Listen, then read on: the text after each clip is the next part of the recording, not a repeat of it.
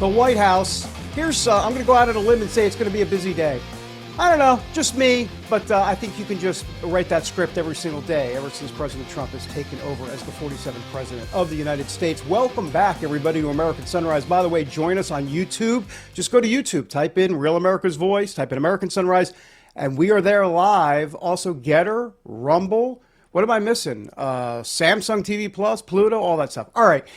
Israel says it acted alone in the strike inside Qatar, where they targeted top Hamas officials hiding out in the lap of luxury in that Middle Eastern country. Qatar slammed the strike, calling it cowardly, and added it's not going to tolerate reckless and irresponsible Israeli behavior. The Trump administration says the U.S. was notified of the strike ahead of time by the U.S. military. For more, let's bring in former CIA covert operations officer and the host of the President's Daily Brief podcast. That would be Mike Baker. Mike, I got 97 and a half questions here. There's a lot going on. And let's go here. Yeah, exactly. Look, the White House, I get it, right? They don't want to jeopardize their relationship with Qatar because we've got this big American base there. There's economic cooperation. They provide a conduit to deal with terrorist groups like Hamas and the Taliban, etc. I got that.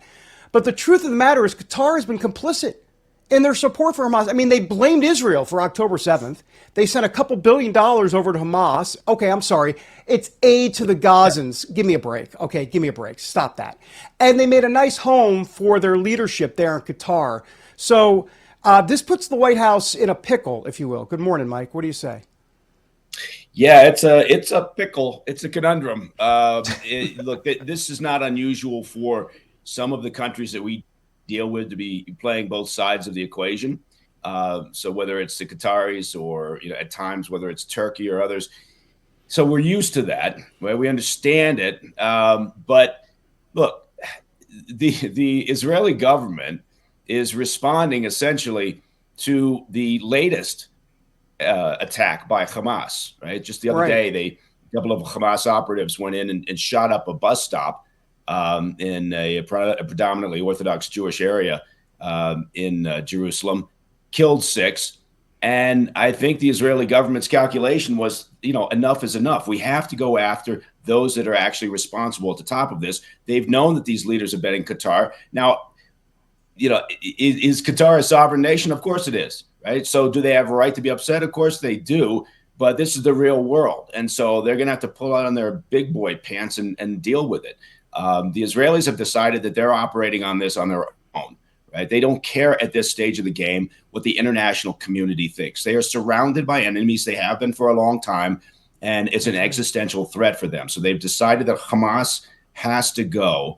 And these operatives, these individuals that they took out or struck in Qatar, were at the top of the Hamas leadership game. And by the way, were wealthy individuals who had bled billions out of the supposed aid for the Gazan civilians over the years. Mike, I also want to talk to you about the new DHS operation in Chicago called Operation Midway Blitz. This amid getting rid of illegal aliens in the city. Mayor Brandon Johnson said the city did not get any notice on the operation. Mike, when we look at the horrors of like what just happened on the train, how far can the administration go here?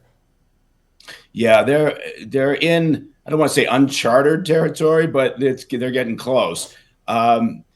It's unusual. And I think, once again, the Democrats find themselves on the wrong side of this because they can't help themselves, right? If this was the Biden administration or the Obama administration, and they said, look, we want to offer up federal resources to assist with the crime issue, because you're understaffed in law enforcement and because clearly your policies have not been working, the Democratic leadership in Chicago and elsewhere, would have slobbered on themselves, trying to show their fealty to the Democratic administrations. But because it's Trump, everything has to be contrarian. And so it puts them in this optic of saying, no, we don't need your help. We don't want your help to reduce crime.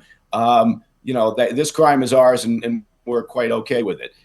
I think, the administration, again, it's a difficult area and they're going to get legal pushback here. But I understand their thought process. I think they're on the right side from a perception perspective. The constitutionality of it will be decided elsewhere. Mike, I want to quickly get back to this strike in Doha. Was that sort of aggressive posture from Israel long overdue, particularly given that Israeli leadership has said from the very beginning that eradicating Hamas is the goal? And this was, in my mind, a very good first start, which probably could have happened months ago. Yeah, it could have happened quite some time ago. Now, look, I think that from an operational perspective, sometimes it's, you know where your enemy is. You've got the intel resources to monitor them, to gather intelligence on them. So there's value sometimes in saying we're going to leave that element alone over, and that's what's happened for quite some time, because those individuals from Hamas have been housed in Qatar for quite some time. But again, I understand why the Qataris are up in arms. Or, it's a little silly for France or others to get out there and self-righteously proclaim their frustration and anger with this. Right? They're just that's performative art on the part of most of the international community. Right? They're playing to their internal political base because it doesn't cost them anything. The Israelis are the one dealing again with this existential threat, and so as you're absolutely right, they've got to get to a point where whatever the peace plan looks like, it doesn't include Hamas in any way, right? So they have to deal with this problem. Mike, if I could just kind of ask you a follow-up here, because it seems to me that at the heart of this for Israel is self-preservation. That's what this comes down to. And so forget what the rest of the world or anybody else has to say. Israel has got to move forward aggressively, it seems to me, to eradicate Hamas, to do away with all of Hamas. Otherwise, there is never going to be peace. There is never going to be peace of mind for the Israeli people. Right. I think you're absolutely correct. Look, it's the international community again is going to be up in arms, but they always are, right? And Hamas has played that for years. They've understood. They've got a fairly sophisticated understanding of messaging, right? And so they've been able to capture the narrative. Look, the international community was horrified on October 8th after the attacks by Hamas into Israel. It started this conflict, but shortly thereafter, the international community was up in arms with Israel, right? So once again, the narrative had turned in part because Hamas is good at doing that.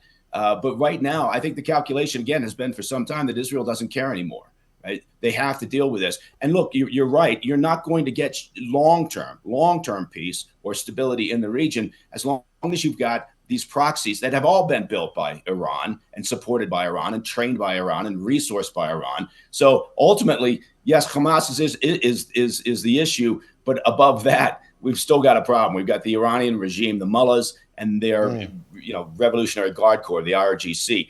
That ultimately sits on top of this whole problem. Mike Baker, great to have you. Such great analysis as always. We appreciate you. Yeah, Thank absolutely. you. Thanks, Mike. Take care, guys. Coming up. Yep, one controversial drug now being tested as a way to treat anxiety. What drug is that exactly? We're going to talk about it next on American Sunrise. Back in a moment, everybody.